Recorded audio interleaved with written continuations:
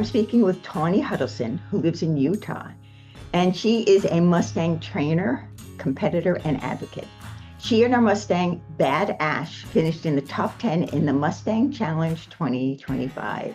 Well, I want to welcome you to this conversation because you did a wonderful job. I had the honor of being able to watch you and your horse. So, first of all, why Mustangs? Why did you get involved with Mustangs? So it was back in 2021 with the Aniki Roundup. I do business out in Yellowstone, and I had a photographer friend that was she's a very big Mustang advocate. And I knew about that roundup, and so I got very interested in it.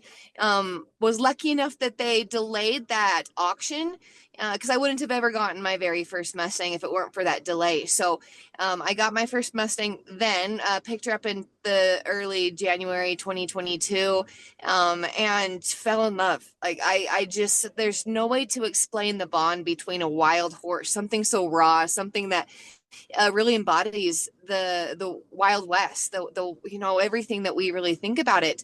And she was a difficult Mustang, and I think for me it taught me so much about myself in terms of patience and resilience, and everything that this Mustang was, I learned. And I fell in love. There's nothing that truly beats that bond of something so raw and wild. All right, now talk about what it was like to actually compete in your very first Mustang Challenge and all that you went through. Oh, the emotions. I can't even begin to describe the emotions that I went through, but it was incredible. The support that I had from everybody from the time that I started. So Chris Phillips mentored me, and he won the Mustang Challenge last year, in 2024, and he helped me with my first Mustang. And so his guidance and mentorship meant the world to me, and he was excited along the way.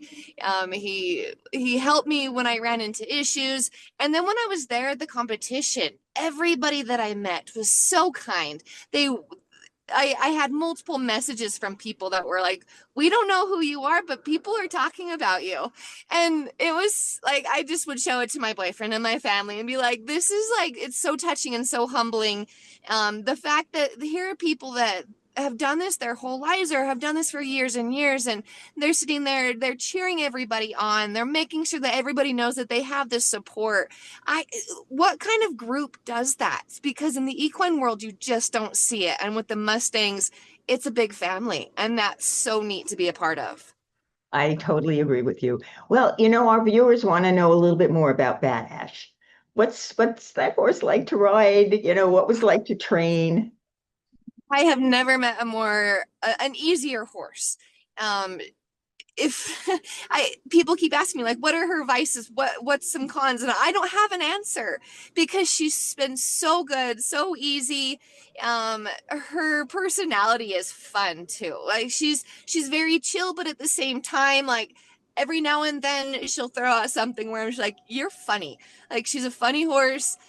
She gets along really well. She's so stinking smart. I like, I'll teach her something, and you think that you have to go the next day to reteach it, maybe to grow on it. No, she learns it, she goes. I had some help with another trainer that trains one of my cutting horses, and so we were just working the flag on her in just 2 days. And he would jump on because he's better at the flag than I am. And after 2 days of him just doing it, I got on her with the flag, and she was just drawing like just to it. I'm like, this is just a neat horse. I teach her something and she goes with it. It's so cool. The uniqueness of the Mustang. All right, so the importance of adopting a Mustang. If people out there want to support or adopt, why should they do that? Why is it so important? Well, right now, how many do we have out there in the holding pens that are looking for adoption? Um, we need to, instead of leaving them there and looking somewhere else, why not look at a horse that truly is versatile in everything? Once again, like I just said, I have a Mustang that 2 times on the flag is already ready to go and cut cows. That's neat. That's exciting. And talk about the hardiness of I can't tell you how many people I know that have a Mustang that's like, I've never had to get it like shod because the feet are so, the hooves are so hardy. They're so ready to go out there. The stamina, they can continue to go. So we have all of these, hundreds of thousands of Mustangs that are like needing adoption at some point in their lives. Why not go spend $125 to go and do a sales authority, to do an adoption? Even for mine, where I did a bidded adoption, Ash cost $600. Like, what kind of horse can you find for $600 that does what Ash did in 9 months? Not even that. So we need to be able to support that and support all those horses out there looking for their home, looking for their forever home, and willing to give you a bond that a domestic horse just doesn't quite give. Because when we think about what's built into these wild Mustangs, it's family. Domestic horses don't really have that. The Mustangs are looking for leadership. So when you find that bond, when you are able to establish that leadership, they give it to you. And sometimes it might take a little bit longer. And I think that that's where people get maybe a little frustrated.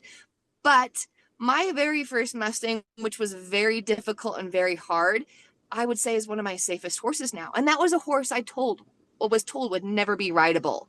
So give them that extra time, give them that patience, and you're going to find this horse that's going to be your best friend. That's going to be literally your sidekick for the rest of your life. I so support what you're saying, and I agree. You've got to get out there and either support them by supporting the concept or by adopting a Mustang and working with the trainer. And I want to thank you for chatting with me. And I am Diana DeRosa, reporting for the Equus Television Network.